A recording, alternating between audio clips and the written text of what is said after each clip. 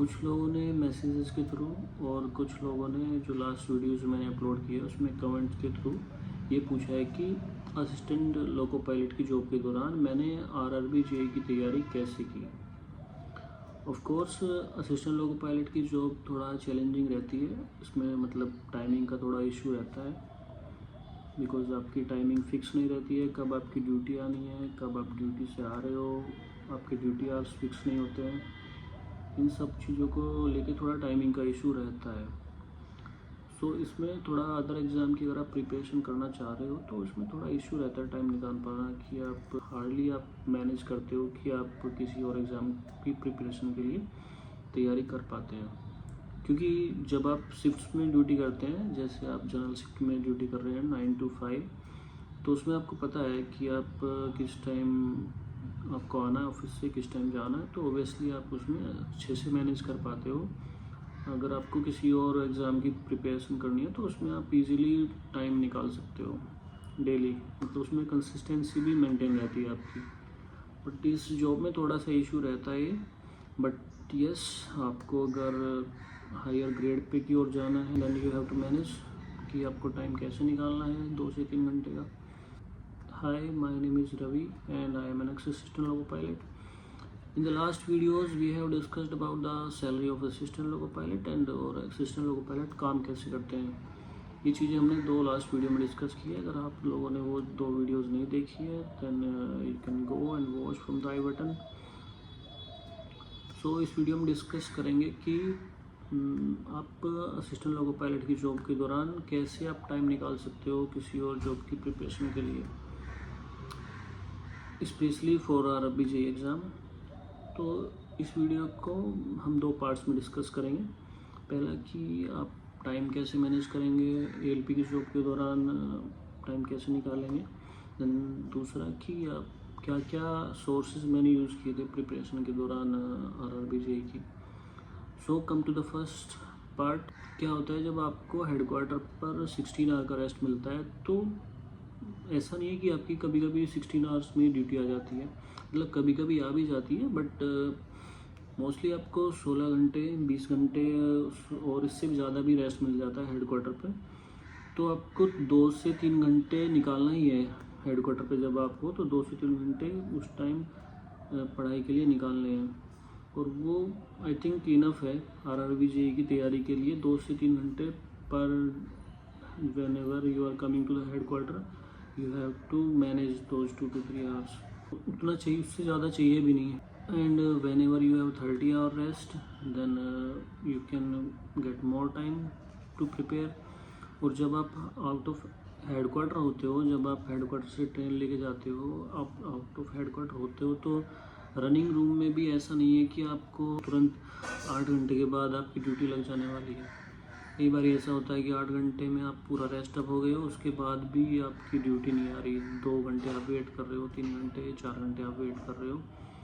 तो मैंने देखा है कि काफ़ी सारे लोग उस टाइम को आपस में बातचीत करके थोड़ा वेस्ट कर देते हैं।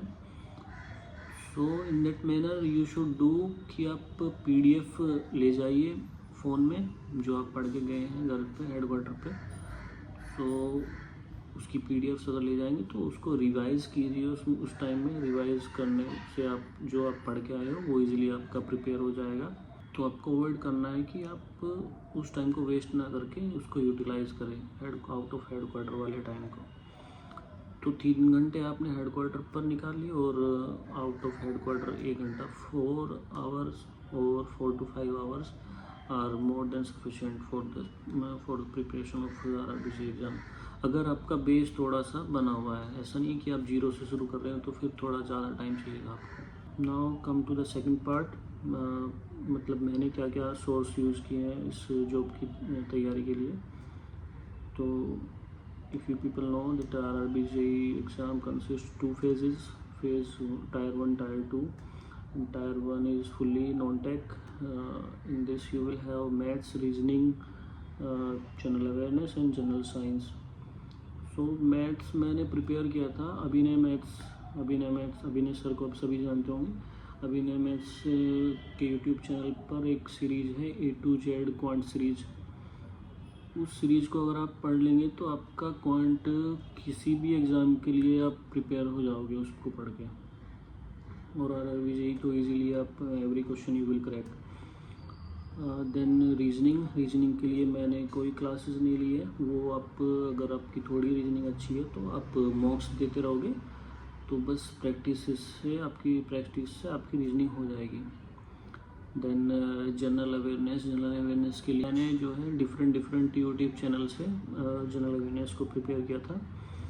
और एक SSC परमार सर को सभी जानते हैं। SSC परमार के जो नोट्स हैं, हैंड रिटन नोट्स, वो मैंने प्रेफर किए थे। Then come to the general science के लिए of course general science have more weightage in this RRB JEE exam, तो वो मैंने प्रिपेयर किया था। PW का मैंने क्रैश कोर्स लिया था, वहाँ से जनरल साइंस मैंने कवर किया है। सारे टीचर्स अच्छे से पढ़ाते हैं, मैथ, फिजिक्स, केमिस्ट्री, बायोलॉजी, मतलब each and every question will cover from there. Then come to the second phase, tier 2 में आपका आता है 50 मार्क्स का नॉन टेक एंड आपका 100 मार्क्स का टेक्निकल आता है। तो 50 मार्क्स का जो नॉन टेक है वो ऑलमोस्ट उसमें आधा कवर हो चुका होता है आपका फेज़ 1 में। देन उसमें बचता है आपका कंप्यूटर साइंस और एंड जनरल साइंस भी आप कवर कर चुके हो, तो उसमें फिजिक्स और केमिस्ट्री बस आता है, बायोलॉजी नहीं आता है। तो कंप्यूटर के लिए भी क्रैश कोर्स सफिशिएंट है BW का, वो मैंने प्रेफर किया था, आप कहीं और से भी पढ़ सकते हो।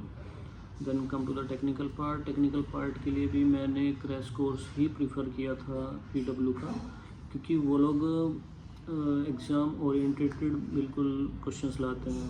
मतलब क्योंकि जो मैंने प्रेफर किया था PW का क्रैश कोर्स, उसमें क्या होता है, टीचर्स वही क्वेश्चंस डिस्कस करते हैं जो RRB में पहले आ चुके होते हैं या जिनकी पॉसिबिलिटी होती है आने की।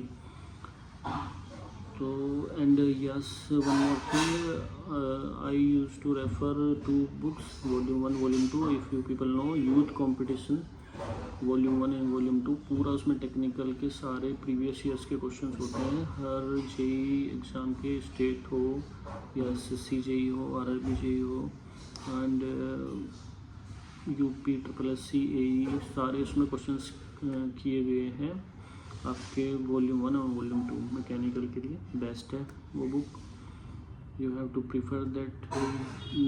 I did that book twice or I think thrice. That book I covered. So I hope आपको आइडिया हो गया होगा कि आपको ALP की जॉब के दौरान टाइम कैसे निकालना है प्रिपेयर के लिए, एंड आप कहाँ से क्या सोर्स मैंने यूज़ किया था तैयारी के लिए। आप भी ये प्रीफर कर सकते हो। अगर आपको कुछ और ऑप्शन बेटर लगता है तो वो भी वहाँ से भी पढ़ सकते हैं। And yes, of course, in the last, mock is really important. Mock test is really important. Mock test मैंने टेस्ट बुक का परचेज किया था और PW का भी, दोनों मॉक टेस्ट मैंने दिए थे, बहुत सफिशिएंट। और आप लोग को आइडिया हो गया होगा कि कैसे आपको टाइम निकालना है इस जॉब के दौरान। यस, थोड़ा सा डिफ़िकल्ट है बट आपको मैनेज करना होगा if you want to go to higher grade pay job.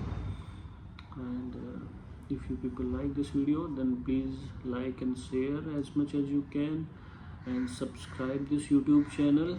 Let me know in the comment section अगर आप और किस टॉपिक पर वीडियो चाहते हैं, असिस्टेंट लोको पायलट के बारे में या असिस्टेंट लोको पायलट के सिलेबस कहाँ से कवर करना है आपको वो जानना चाहते हैं। I'm giving my Telegram channel link in the description also. You can join from there and ask me anything, whatever you want to know. Thank you for watching. मिलते हैं नेक्स्ट वीडियो में। Bye, take care.